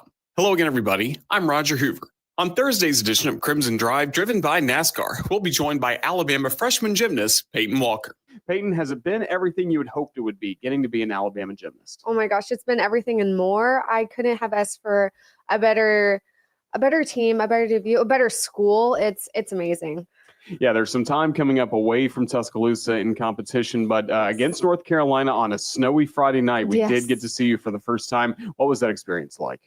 It was insane. I will say I did have some classes and everyone was just praying for a snow day. I was like, no, come to our meet. It's our first home opener. But it was amazing. I'm from California. I haven't really been in snow, and even the 2 inches that we had here, I was just making snow angels before the competition. I was having so much fun, and I'll have more in moments. This is Christian Miller for the Good Feet Store. I know from playing football at Alabama and in the NFL that if you have foot, knee, hip, or back pain, it can be a huge challenge. The Good Feet Store is designed to personally fit you with arch supports that alleviate and even eliminate your pain altogether. Try them before you buy them. They're in your free, no obligation, personalized fitting, and you can wear them home the same day. So if you're looking to improve your game, the Good Feet Store has you covered. Stop in for a free, personalized fitting today. Roll to victory at goodfeet.com. That's goodfeet.com. Roll Tide. Join us this afternoon for Crimson Drive, driven by NASCAR, streaming live at 2 p.m. Central on all CTSN social media platforms at UA_CTSN. Crimson Tide Today is brought to you by the Good Feet Store. Crimson Tide Today is a production of the Crimson Tide Sports Network from Learfield. Here in North Alabama, barbecue is a part of what makes our home so special, and great barbecue from Lawler's makes it just that much better. Since 1978, Lawler's has been serving up their delicious barbecued pork, ribs, chicken, ham, and turkey for generations of family get-togethers. Recognized as the best barbecue joint in Alabama for 2 years in a row, Lawler's is thrilled to share their award-winning barbecue for your next family meal or catered event. Order online or stop by any one of their 14 area locations. Lawler's Barbecue, cooked slow, served fast. This is Brent Musburger's VSiN Action Update on 97.7 ESPN The Zone. For a limited time, GBank is offering a $250 bonus when you open a GBank Visa Signature Card. Apply today at vsin.com/GBank. Championship Sunday in the NFL. The Chiefs a 1.5 favorite at home of the Buffalo Bills. 47.5 the total at Arrowhead Stadium. The two-time defending Super Bowl champion Chiefs looking to become the first team ever to win 3 straight Super Bowls. Philadelphia Eagles laying 6 in the NFC title game against the Commanders. 47.5 the total at Lincoln Financial Field. College basketball today. It's Jacksonville State, a 6-point road dog at UTEP. 137.5 the total in El Paso, Texas. Lipscomb laying 2.5 at North Alabama. 147 at Flowers Hall. And Troy and Southern Miss, scheduled for today, moved to Monday due to winter weather. For more, go to vsin.com. Mike Sennett, 97.7 ESPN The Zone. From the Fox 54 Weather Center, I'm Chief Meteorologist Jordan Dressman. Another cold night across the Tennessee Valley, but we're not going to be as cold tonight as we have been over the last several nights. Temperatures drop into the mid-20s. A partly sunny sky Friday afternoon. Temperatures climb into the upper 30s and lower 40s. We drop into the mid-20s once again as we head into the early hours of Saturday morning. Mostly to partly sunny sky Saturday afternoon. It's actually going to be quite nice across the Tennessee Valley. We climb into the mid and upper 40s. I do think a couple of folks could actually see the lower 50s. I'm Chief Meteorologist Jordan Dressman on your home for ESPN Radio, 97.7 ESPN The Zone. Log on today, 977ESPN.com.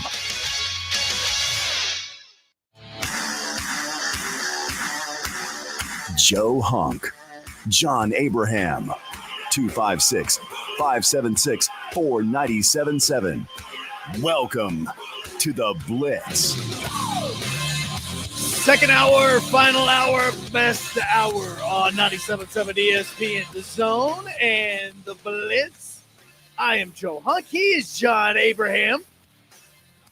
You can find us over on X at 977 ESPN as well as at YouTube on WZZN TV. Don't forget to also go and give us a follow on Facebook because we also have our feed going right there where your comments can get in as we continue to answer those as we go along on this Thursday that doesn't feel like a Thursday, that kind of feels like a day that we all should just go to sleep for 72 hours. Okay. Dude, I meant me. I mean, seriously, no, I meant me. Okay. No, dude, no, look, this is for real, okay? Because anybody realizes this, you keep going and going and going and going and going. I'm not talking about my son's poop again. We're going, but you're going and going and going. And then the moment you like stop moving, pew, you just go down. Yep. I feel like that is the entire sports world right now. Like, I really genuinely do. Like, I thought it was us with the college football ratings. And I thought, like, okay, you know, we're not really into this because it's not the SEC and we're not paying attention to it, blah, blah, blah. But then you see the numbers and you're like, oh, wait, no. There's a lot of people who aren't paying attention to it. Yeah, we're not the only ones. No. And I kind of like, that's why I think about like today, for instance, because I was telling you during the break, I was like, today feels like one of those days where this entire week, if you are like a sports / football fan and everything, you're just kind of sitting there going, I am so drained of like mentally.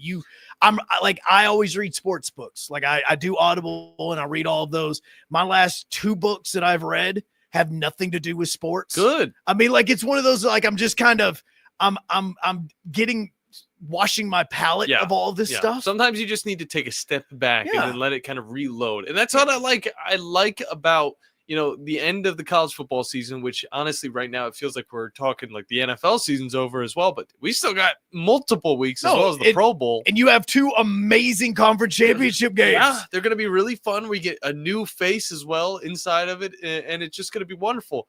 But I will say this, all right? This is my personal experience. Having the football kind of come to an end, now it kind of transitions to where I can start watching more of the other stuff that I haven't gotten to, and it's less stressful. And then I Squid can Games. No! Oh. I want to watch that. I will say that. I got halfway through the first episode. Apparently the entire Havoc team watch it on the road, so I'm going to be screwed when I go to Roanoke with them because I haven't watched it yet. It's also supposed to be amazing. I mean, It is amazing. Game show, First season pretty is much. absolutely amazing. Still haven't watched I mean, it's a game show where people die, but I mean, hey, it's a game show. Those are the best games. What are you talking Oh, about? absolutely. That makes the most sense. Haven't you watched Dead Man Wonderland? Actually, no, I've not. I don't even know what that is. It's an anime. Oh, okay. No wonder I haven't watched it. Continue on though with your drained conversation. No, it's just it just feels like that is kind of the vibe, not around all of sports with a lot of people. Like even though we have a lot of basketball, Moulton and Scott are about to spend, they spend 11 hours on a bus. I know. I would be drained already. I feel like I already did the work. God, look, they didn't go anywhere. No, they did go somewhere. They went somewhere and came back. They literally had a destination that was A, and then their destination. Well, no, their starting location was A. Their destination was also A because B wasn't available. No, it wasn't. And so they're sitting on a bus for the entire day, and then I think tomorrow they're getting back on the bus. Yeah. To go to Florida. And if you missed the conversation, it was at the beginning of Talking Ball. It's over on WZZN TV about how Scott, Steve, and the entire UAH team went on a trip to Atlanta and just had to turn right around. And at one point, they had to switch buses because the bus driver couldn't go anymore. Wait, like he fell asleep or like no. Like, he has I guess if you're a bus driver, you have limits to how much you can drive. Yeah, no, you do. Okay, yeah, no, I thought it meant that way. See, because like for us, when we were traveling one time, and I think it was Arkansas State we were going to. So we're driving to Arkansas State on our bus, and we're getting there, and I think that we were about to cross over like the Arkansas State line, and we were going up a hill. Texarkana.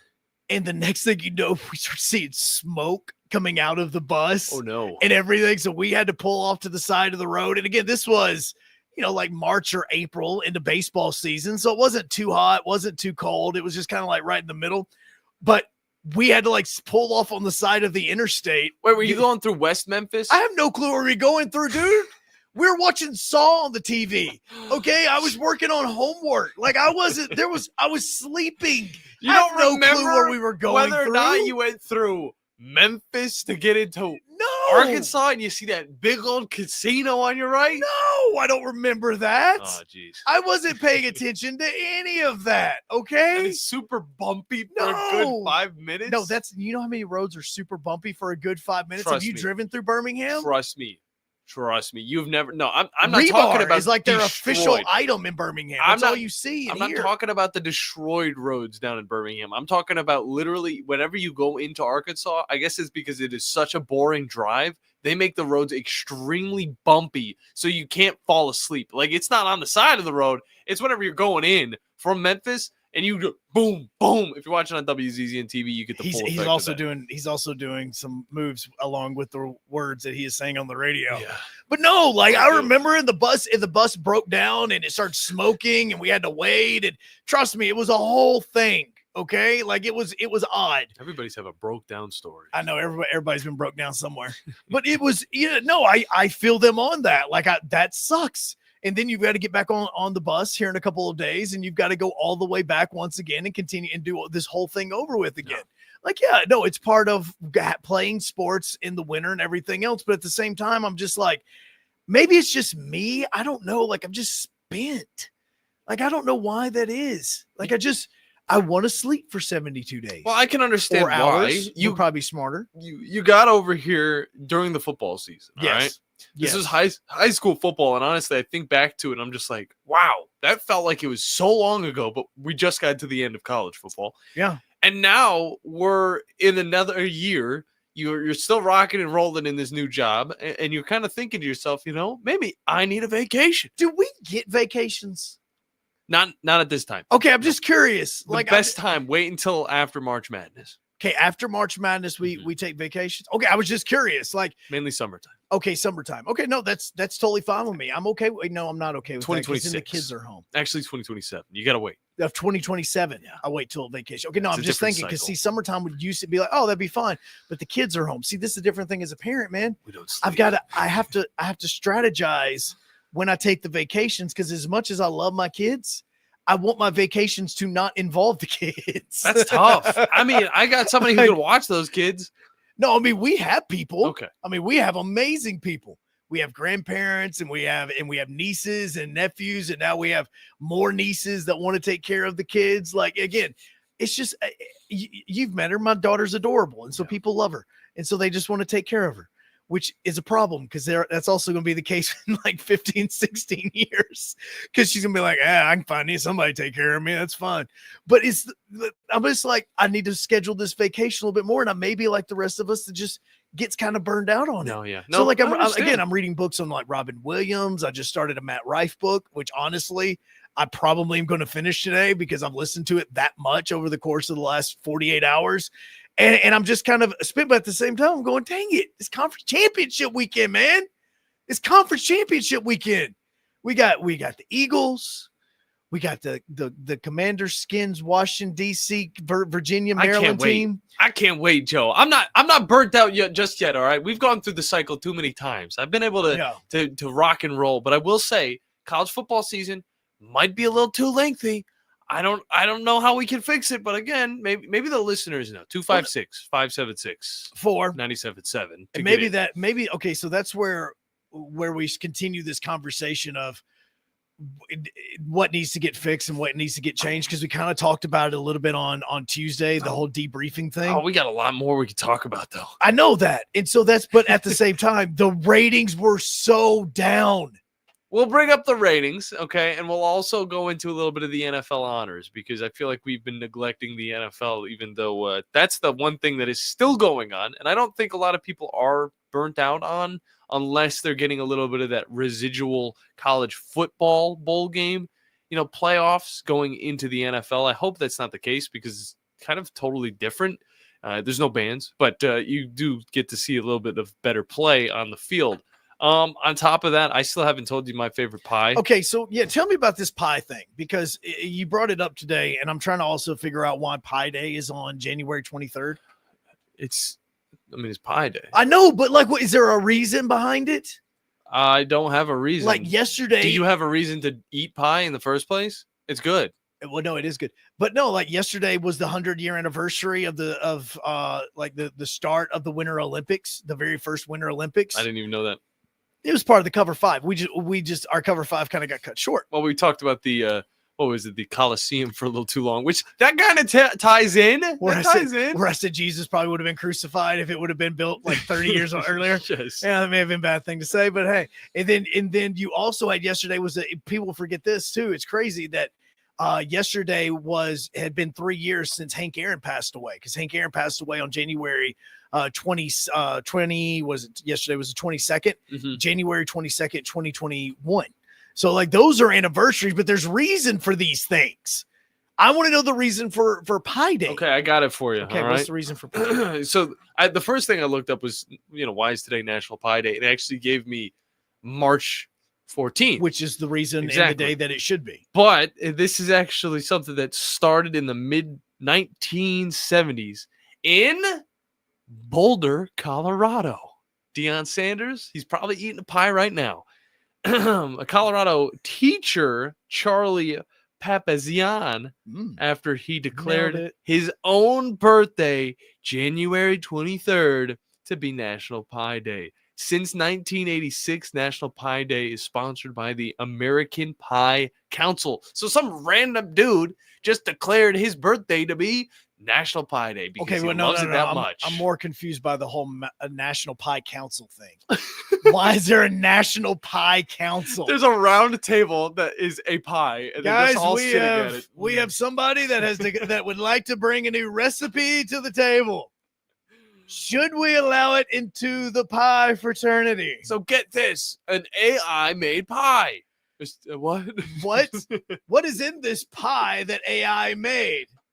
Like, what does the National Pie Council do? And is it more productive than what the College Football Playoff Committee is? I just need to know, do they have their pie together more than what the College Football Playoff Committee has their pie together? We need to see what type of tournament arc type of lists they've got. See if they rank a pecan pie, one of the best pecan pies, one of the best pies, as number 8 seed. Because if they do, they're just as bad as the college football. There is an APC National Pie competition that takes place on April 14th and 15th. Dang it. So close to my birthday. Yes, April 14th and 15th of 2025 down in Orlando. They say they are celebrate 2 annual holidays of National Pie Day. Obviously, March 14th, which is the one that we discussed, and today. And apparently today, the American Pie Council invites everyone from sea to shining sea to celebrate National Pie Day with a small slice of heaven. The perfect end to any meal or a delicious just because indulgence. Okay. This is directly from their website. This is what they're saying. I'm also trying to figure out the about page, and they have memberships that you can also join for National Pie Day. Wonderful. Because is there a battle pass as well? It says the American Pie Council was risen to become a national culinary force, championing pie excellence through its prestigious championships. It began back in 1995, and it has evolved and transformed into one of the biggest competitions in the country when it comes to culinary competition. Very nice. I'm also risen. You're not Jesus Christ. It's the second Jesus reference we've made over the course of the last 2 days. You almost had a stroke. Yeah. I think we're done with the pie talk. I think You're the one that wanted it. I know, but this was supposed to be the grand hoopla, and then we found out that it was actually just some random dude in Boulder, Colorado. What's my birthday going to be declared as? 420. Everybody, think about it. There's nothing of importance when it comes to that at all. Not at all. We'll take it to break. When we come back, more sports talk here on the Who's Blitz. the champion of pies? The Drive. Both those guys have done a good job in what we've asked them to do, and both of them have developed nicely, and both of them have consistently made plays. Wes and Steve. Their decision-making, their judgment, their ability not to force things and take what the defense gives and distribute the ball with good decision-making, down in, down out, is probably the only thing that's going to be any different about them, because it's not physical ability or talent. So it's intangibles, leadership, decision-making, judgment, and all those types of things. And, both guys have done a good job in that regard as well. Listen to The Drive with Wes Neighbors and Steve Moulton each weekday afternoon starting at 5. We are your home of ESPN Radio, 97.7 The Zone.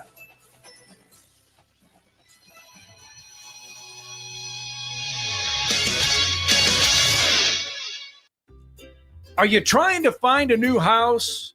Are you trying to find the right loan? The right people to do your loan? Look no further than the Bank of Frank Ewing in Hazel Green. John Kendall, the Vice President of Mortgage with me. John, when they need a loan, and I say they, when people need a loan, it's about them. That's right, Scott. Our whole motto is it's all about you. We're going to be okay. You're the one making the investment. We want to make sure that you're taken care of. How do they find you? Give us a call at 256-507-9180, or they can catch us online at bankofFrankEwing.com. It's Bank of Frank Ewing in Hazel Green, where they take the home loan to you and they make it all about you. Bank of Frank Ewing in Hazel Green is an FDI insured bank, as well as an equal housing lender. NMLS number 446707. Let's talk about the X's and O's of family entertainment. Every parent in Alabama knows the importance of being able to draw up an activity that'll get you out of the house for a couple of hours. But it needs to be affordable. It needs to be family-friendly. Above all, it needs to be fun. Now, Let's talk about high school sports.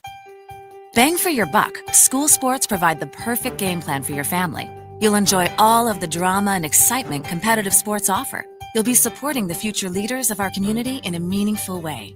Best of all, you can take the entire family without breaking the bank. Heck, you won't even dent it. Now, enough chalk talk. Let's get out there and see what's playing at the high school in your community. School sports. Good for our kids, good for our community. This message presented by the Alabama High School Athletic Association and the Alabama High School Athletic Directors and Coaches Association.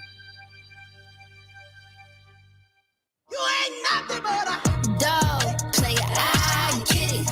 Frog, player, I get it. I have found all the national champions for pie last year. Is this how exhausted we are on sports? No, I'm just saying you're the one that brought up National Pie Day. And then we started going down this whole annual pie council or national pie council thing. They sit around a round pie table. Anybody who missed that? It has to be round, right? Like it can't be like a square table. It's got to be a round table. I don't think there's square pies. Yes, there are. There's all kinds of pies. Okay. Yeah, you put anything in some dish that I hate the name of. Chicken pot pie. Yeah. Chicken pot pie. That's chicken not pot a real pie. pie, though. It's a pie, but it's not the right one. So they have, I want to say during this 2024 National Pie Championship, they probably had 150 different winners. Yeah, I thought that was a list of every single winner throughout like the years. No. Going back to like 1804 or something like that. No. There's a lot of them. Yeah, no, you have all your super gourmets, your independents, your families, your premiums, your commercial divisions like Sam's and Publix and those types of places are in there. Then you got your independently owned ones. Everyone's getting involved. Yeah, there's like 60,000 winners. There's a lot of those. Even the Gilmore Girls are involved in this. They are, and I'm not going to make fun of the fact that you said that.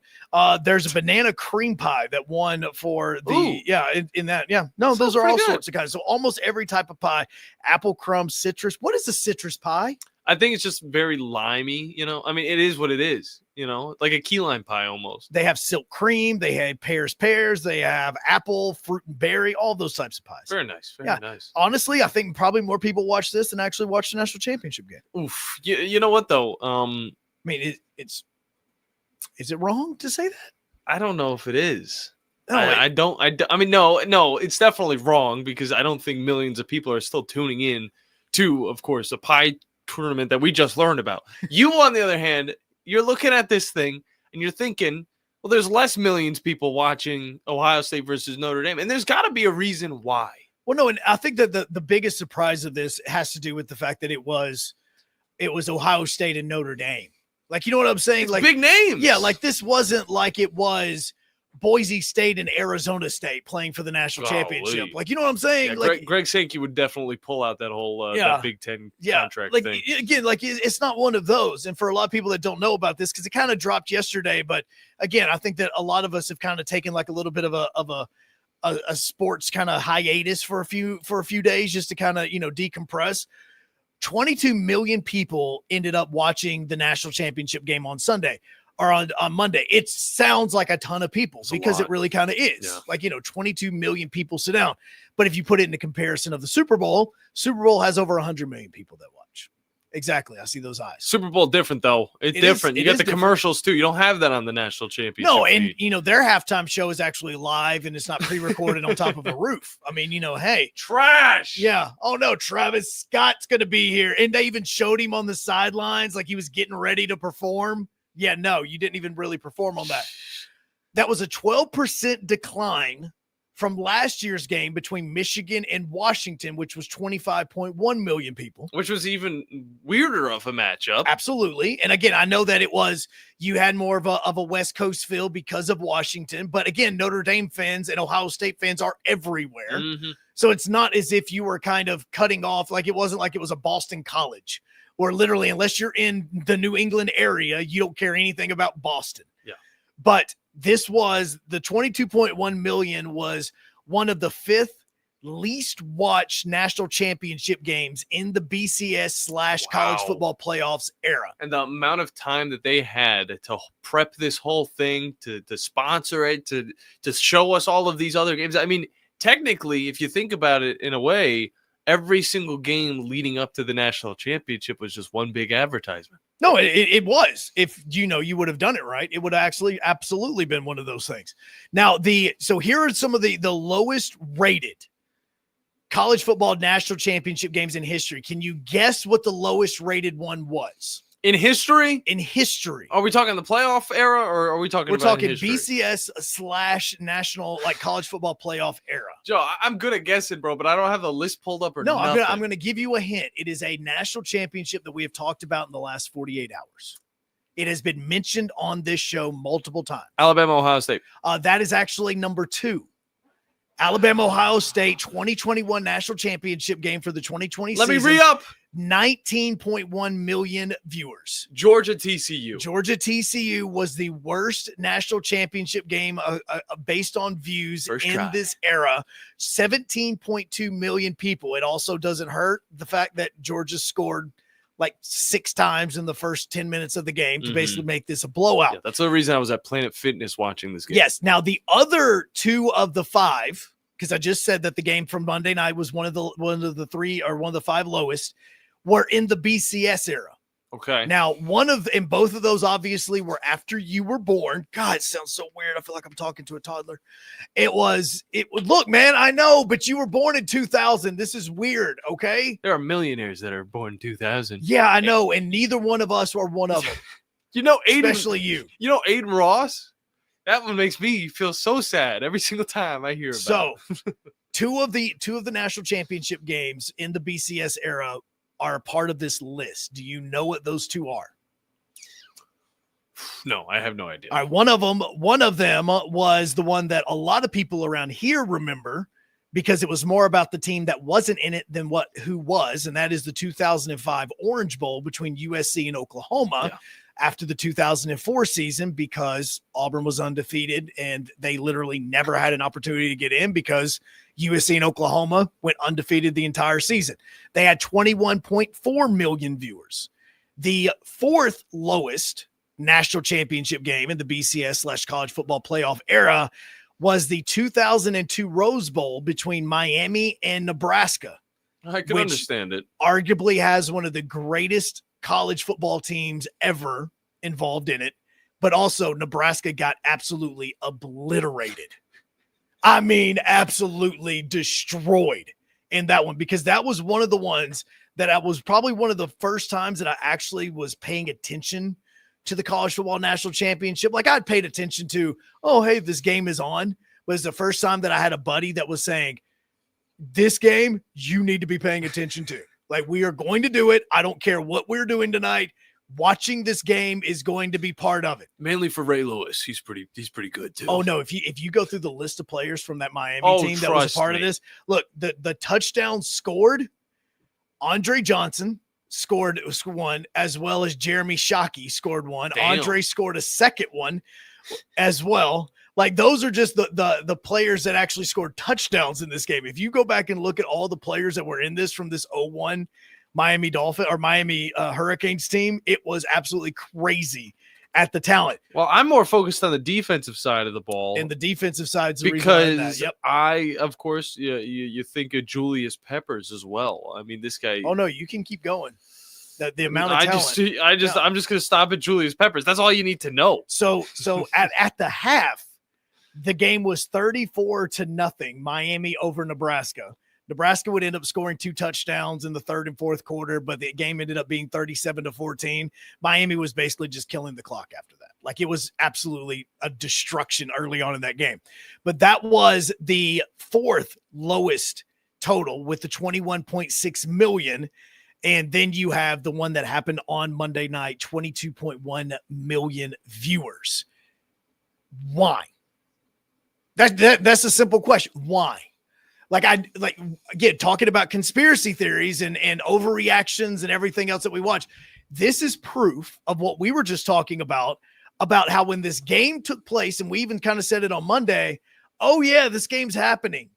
Like, I guess I'll watch it. I might watch it. I don't know if I'll watch it. Like, this plays into it because of the fact that even we weren't interested in it, and I thought it was just for SEC biasness. But apparently a lot of the country wasn't interested in this game. And it was still two of the premier college football programs in the country that you would think that anywhere you would be watching for because you know somebody who's a Notre Dame fan or you know somebody that's an Ohio State fan, and they were paying attention to this. Oh, yeah. Also, Ed Reed went to Miami as Again, well. You keep going down that list, and you're going to continue to Ken find. Dorsey, also NFL. He's more known now in the NFL because of his offensive coordinator stuff than what he is for anything else. Clinton Portis, running back for that team. You're going to continue to go down this list of this Miami Hurricane. DJ Williams, if you guys remember him. Another one. You brought up Jeremy Shockey. That's a pretty cool one. He was one of the many players that have went to the NFL. Those are the ones that I definitely I like to say. Dan Morgan as well. Do you remember Dan Morgan? I do remember Dan Morgan. There were 38 players that were on this 2001 team that they were eventually drafted in the NFL. Absolutely wacky. Yeah. Again, it's one of the lowest because again, it was a blowout early on. And Willis McGahee, Frank Gore. Oh yeah, sorry. You want to keep going? I mean, I'm just No, I think we got all of them. Kellen Winslow. Oh yeah, Kellen Winslow. Yes, Cleveland Browns. Great. I'm just gonna kick my feet up. You let me know when you're done with this list because you're about to name 38 players. Bryant McKinney. There's one as well. Matt Walters, if you remember. Well, you guys like the Patriots, right? No. Vince Wilfork. Absolute giant. Absolute giant. Yeah. Played in the NFL for about 90 years. I think you're still going. I think I'm done. I think I'm done. You sure? Mike Rumpf. All right, so you're done now. You got into Mike Rumpf. You were absolutely done. I mean, there's several other ones that I skipped over. But again, the question, why was this one of the lowest ranked when you have two of the premier teams in college football? Now, there's a lot of things you're going to hear, and some of them may be true. The game should have never taken place on the date that it did, because January 20th on a Monday, we were already coming off of a weekend of divisional round football that everybody in the country was paying attention to. And so much good basketball. And so there's a lot of stuff that was taking place. The inauguration, Martin Luther King Jr.'s holiday. All of this stuff was kind of playing into the reason why the ratings were down. Now, what's really interesting, and something that I didn't realize, is the way that Americans have changed their viewing habits in the last decade. Because a lot of us have cut the cord. John, you know the program that I use. I think you use it now, right? You use the same one, right? It's amazing. It is amazing. I don't even know if it's legal, but it's what we use. I don't even know if it gets counted for Nielsen ratings. I don't know any of this. Come on now. All I don't know use is it then. I don't use it. No. I'm being straight up with you because you know why? Because once I get my taxes done, I'm literally paying a year subscription for $100. And it gives me every single channel, and I can now delete my NHL package, my Major League Baseball package, my NBA package, and NFL Sunday ticket. So I am absolutely on board with this. Don't call in to ask what it is. I mean, you can call in and ask John. We're just not going to say it on the air. But it is. But a lot of people have cut the cord, and they have gotten rid of stuff that they don't need to watch. And because of the way that we are in 2024 and 2025, a lot of us we're finding alternative ways of being able to watch the same type of games. That is also true. That is true. Because look, I'm being straight with you. If you want to watch some television channels, it's as simple as finding a Reddit thread. It is as simple as that. Yeah. You want to watch a UFC fight? It's as simple as finding a Reddit thread. I will say this, though, Joe, and this is just from what I've seen across the interwebs, finding those playoff games just on any other service that it's probably a little bit sketchy was a lot more difficult than finding any of the regular season games. That was just something that I feel like the TV networks, they really tried to crack down on it, and they were cutting off a lot of these illegal streams. Yeah, no, and there's a few that I have followed over this because especially as a baseball fan that, trying to know, we all know what happened with Bally, now that's FanDuel, whatever it is. and trying to figure out alternative ways of watching Braves games, even though, again, I was paying for the MLB package, which I'm not paying for this year because of the service I now have. Yeah. But in 2014, ESPN was in 90 million homes. And remember, this is where the national championship game was being broadcast on cable television on ESPN. In 2014/15, when Ohio State won their last national championship in the first year of the college football playoff, ESPN was in 90 million homes. To date, today, ESPN has lost over 25 million homes on their official count, which means that now they're only in 65 million homes as compared. So they have dropped in the amount of homes that they're even offered in, that people even have ESPN on their channels. Yeah, well, now that TV service is at somebody else's house as well. Oh, did you help somebody? Oh, the only... There we go. Oh, geez. People haven't called in for that, but they're like, wait a second, $100 for an entire year? Joe. And you can cut off all of your other stuff? Look, we're not saying it on the air. I'm not going to say it on the air. I'm not going up against any cable providers or anything like that on the air. I'm just saying that this is a way that what John and I have done, and we have been able to watch it. I've been doing this for 3 months now, and it is absolutely fantastic. But at the same time, I have now swapped to an alternative way of watching these games and watching these. But the fact that ESPN is only offered now in 65 million homes, which is 25 less than the last time that Ohio State won the national championship, is a big deal. And the amount of viewers that are even available to watch this. Why this game was not also broadcast on ABC was absolutely crazy to me, outside the fact that it was inauguration night. Yes. 3 homes now? 3?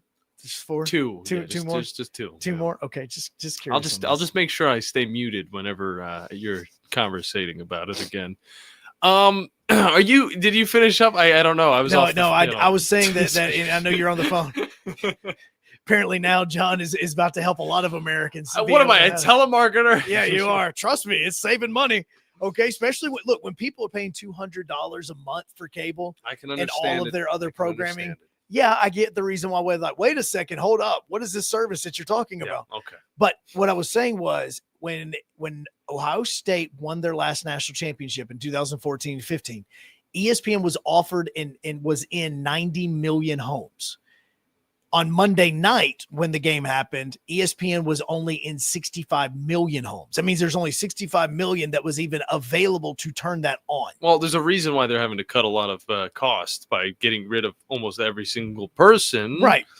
But it is also the idea of this game was being broadcast on ESPN cable instead of being offered on ABC as part of this, where we know the Super Bowl is going to be offered, where it doesn't matter. I mean, we've got bunny ears in here for one television. We're going to be able to watch the national or the Super Bowl if we were ever wanting to. Yeah. So those are part of the reasons that plays into it. There were a lot of factors in it, but it still is something that there's a lot of red flags that pop up as, my team wasn't in it, my conference wasn't in it, so forth and so forth. But again, the fact that it was down 12% with 2 national brands, I think that if you're looking at something to call a meeting and be like, all right, what do we need to adjust?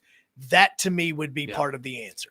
256-576-4977 is the number to get in. We didn't even have to say it, and we had guys that already were just like, we got the number on lock, or they were watching over on WZZN TV, which you should definitely subscribe to. Before we hop into a break, we will talk a little bit about the NFL honors, of course. Got a lot of awards out. Still trying to figure out who the MVP truly is, because it's between, I would say, 2 people, but there's one guy that's just looking through the glass, kind of like me looking at you, that's just like, why not me? Well, there's 4 people that are up for the NFL MVP. Well, there's 5 people for being serious. Yeah, there's 5 people that are serious. But I feel like there's only 3 actual options. Yes. And we'll be getting into that. But again, 256-576-4977 This is also how you know how many people are actually listening and or watching. In. Because, and I know I walked all over you on that, because of how many people started calling you the very moment that's like, yeah, so we got this service and we know what it is. And the amount of people that just started calling you over there just to get the name of the service. And that's why you should advertise with us here at 97.7 ESPN The Zone as well. If there was same number, guys. If there was ever a reason that there was ever any video or any sort of audio that we need to show to anybody that does business with us, that very second, no doubt, right there, that 2-minute span was the exact moment that we need to show every single person that has ever considered doing advertising with us, just to show as when we bring something up. That's what happens. People listen. I'm just saying. Yeah, that's what happens. Just saying. We'll take it to break off of that. When we come back, you can still call John and ask. We'll finish off this Thirsty Thursday edition of the Blitz here on 97.7 ESPN The Zone.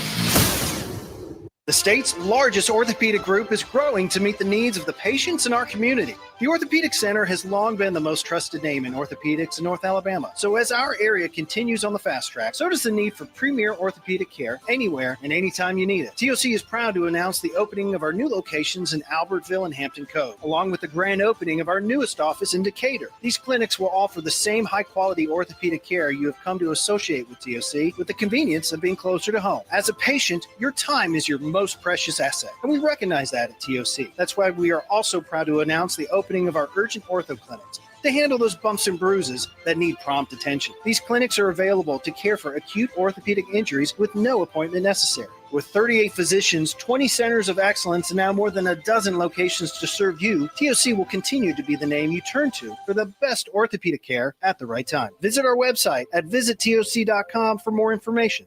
TOC, helping you live a better life. By now, you know about Eagle Masonry and Insulation, and maybe you know that Eagle also does landscaping and dirt work. But how about after paint work? Shower doors, shelving, and mirrors, all taken care of by Eagle, the same Eagle that takes care of all your masonry, insulation, and landscaping needs. Eagle brings the same level of expertise to all these disciplines, and they're ready to provide you with a free quote. The website is the same, insulatewitheagle.com, as is the phone number, 256-755-1556. Give them a call and see what Eagle can do for you. Eagle saves you time. Eagle saves you money. Hey folks, this is Arthur Seaton, managing partner at University Kia, proudly saying Roll Tide and War Eagle. Stop into University Kia today and shop one of the area's largest selection of new Kias, including Fortes, Seltos, Telluride, and Popular Carnival, and fully electric EV6. View all the great specials at universitykia.com and get pre-approved in minutes so you can drive home your new Kia you really want, because we want to see you in a University Kia. If hunting and outdoor recreation are your passions, it all starts with the right property. That's where I come in. I am Bo Butler with Southland Realty and Auction, a hunting and recreational land specialist and a Jackson County native who sees land through a hunter's eyes. Just as you trust your guide on a big game hunt, you can trust me to find the perfect property for you. Thinking of selling? Let me help you make your land attract buyers. Remember, Bo knows land. Call me at 256-609-0512. No representation is made that the quality of the legal services to be performed is greater than the quality of legal services performed by other lawyers. This is Wes Neighbors sitting here with Stan McDonald. Stan, tell everybody why you're the best damn dirt lawyer in North Alabama. Yes, Wes, at Jacob Title and the Stanton Law Firm. You know I'm a dirt lawyer, and a lot of our friends know that, which means we specialize in real estate. Now, if you own real estate or you're buying it or you're selling it, you need to do a closing, but a lot of times there's legal issues associated with that. We're a great group to talk to. My son, Lewis McDonald, heads our commercial closing division, and we approach your real estate needs very seriously. We seek to be the premier real estate closing company in North Alabama, and we do it in such a way it shows that we're experienced, we're for your success. We like to handle your real estate needs the same way Coach Dan Reeves used to say, never let them see you sweat. And that's going to be to your benefit, too, when you visit us at Jacob Title and the Stanton Law Firm. Our website online is jacobtitle.com. Are you tired of power outages disrupting your life? It's time for a Generac standby generator from Current Electrical. Storms may rage outside, but inside your family's powered up. So why choose Current Electrical for your generator needs? 1, we offer a wide range of models to suit every budgeted energy requirement. 2, our project managers handle every step of the process: power, gas, permitting, and inspections. 3, our certified technicians install your generator with precision, ensuring peace of mind. Don't wait for the next blackout. Call 256-880-1880 or visit us online at jetsuperstore.com. It's time to get ready for game day. That means Alabama football and tailgate. Whether you're tailgating at home or at Bryant-Denny, visit Brooks & Collier for North Alabama's largest selection of premium grills and smokers like Big Green Egg, Blaze, Delta Heat, Memphis, and Traeger. Satisfy any palate with our wall of rubs and seasonings. For all your tailgating needs, visit Brooks & Collier at 813 Meridian Street or at brooksandcollier.com. An Alabama tradition for over 75 years. Roll Tide. Hold your block until the whistle blows. From SEC Media Days to the National Championship game. This was a great team win. We are 97.7 ESPN, The Zone.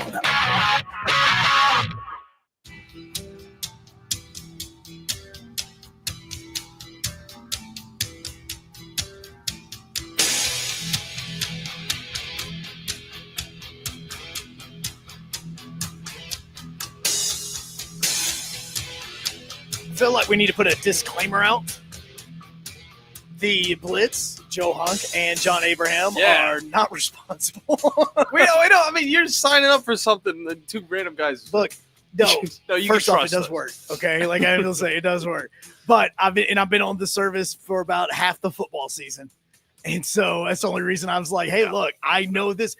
Now, service may not be active in 2 months. Don't know. But in that 2-month period, I'm going to be saving a lot of money. You're going to have the best time of your life. Yeah, no, we're not going to tell you anything too bogus here on the show. No, John actually let me, I think you let me use it for about a good 2 months myself here in the studio. Yeah. Before you said, all right, I'll at least give it a shot. Oh, yeah. I'm trying to be smart with my money. And ever since I got it, I got to say, I have loved it. And I've loved sports even more. And there you go. To all the 20-plus people that have called in. I swear there's some days where I sit and I go, man, I think we're just kind of talking to ourselves today, which is fine. We're going to be entertaining. We're going to have fun. It's going to be a blast. And I don't think that anybody's actually going to be listening. And then there's going to be times where like something like this happens where I'm like, you know what? We're not talking to anybody today. We're just kind of hanging out, talking to each other. And the next thing you know, we mentioned this and John and the phone lines inside of the control room have blown up for the last 10 minutes. I swear he's probably had 20 or 25 people already call him asking about what this is to be going on in there. I'm just saying this is what we use. So if everybody gets in trouble, we're all in trouble together. No, we're not getting in trouble, but we will take your phone calls, 256-576-4977 as we head to the phone lines. We've got a very energetic caller calling in, and they want to know something about a little bit of football. Hello, I didn't get your name. I'm sorry. That was my bad. I didn't get your name. Noah. Hey, Noah. How you What's doing? up, Noah? So I was just wondering what your opinion was on the Commanders. On just the Commanders or their star quarterback that has literally led this team to greatness this season? Jaden Daniels, yeah. All right. Well, I will say this. All right. I've been following him since he transferred over to LSU. And then obviously his up and down time. We talked about this a little bit yesterday, how he's utilized VR to really find success. In the NFL now, I picked him up. I put him on my fantasy team, and I've rode with him ever since. And this is a different type of quarterback. Like you can tell, not just because of his attributes, because you could say, well, Lamar Jackson does the same stuff. He's a different type of quarterback because of the decision-making, the moves that he makes, everything that he does at a rookie status. That's something that's just insane. And honestly, I wouldn't be surprised if this is a team that could beat the Eagles because they were able to beat the Lions. And even though the Lions are a little beat up, this is a Washington team that's already faced off against this defense for the Eagles twice this season. So who knows? Maybe they'll have the edge this third time around. And I'm very excited for it. Yeah, well, I'm a Chiefs fan, so I'm hoping that the Chiefs and the Commanders will go head-to-head because I've been following the Commanders as well, and it's quite exciting what he's been able to do. Heck yeah. Yeah, no, look, and I agree with him on this, and it's also crazy because a lot of people don't realize Austin Eckler was a second-team All-Pro this year. Like, people don't even realize He was this. injured for like 8 games, And too. he got onto all-pro team because of kick return, but he's also had like over 600 yards in total offense between rushing and receiving. He's technically the number 2 running back on the team behind Brian Robinson. And Robinson has over 800 yards rushing this year, almost at 800 yards rushing. Jaden Daniels has almost 900 yards rushing. Yeah. And then you throw in what McLaurin has been able to do receiving, as well as what Zach Ertz has been able to do.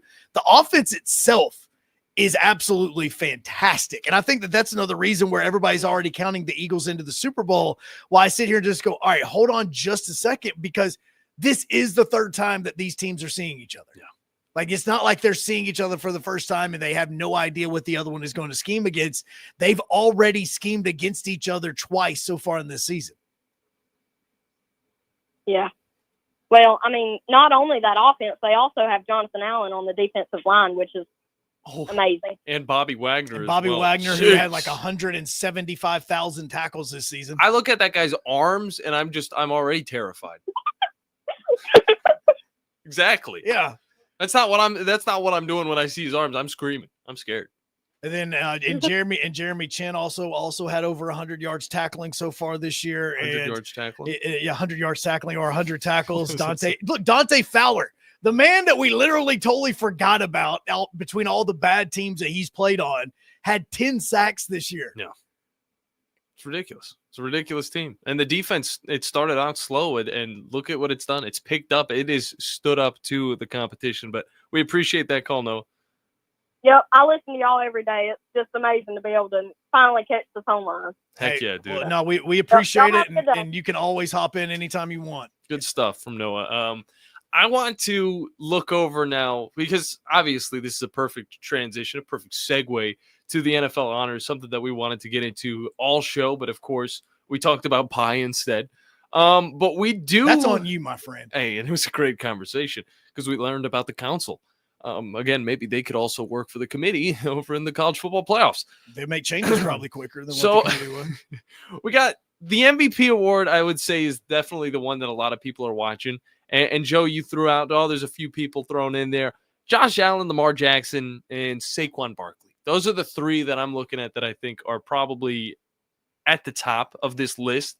Then you could look at Joe Burrow, because he has had an amazing season, but this team still hasn't been able to do enough to actually win games.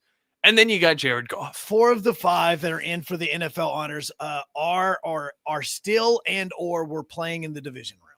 Of the playoffs outside of Joe Burrow, who didn't make the playoffs. Yeah. And besides that, though, I still think Joe Burrow had one of the best seasons, definitely of his career, but compared to Josh Allen and Lamar Jackson, he could even be up there with that conversation. He had more passing yards than the other 3. He also had more touchdown passes than the other 3, because he had 43 this year. Joe Burrow also had almost 5,000 yards passing this year, where Josh Allen only had 3,700. Lamar Jackson only had 4,200.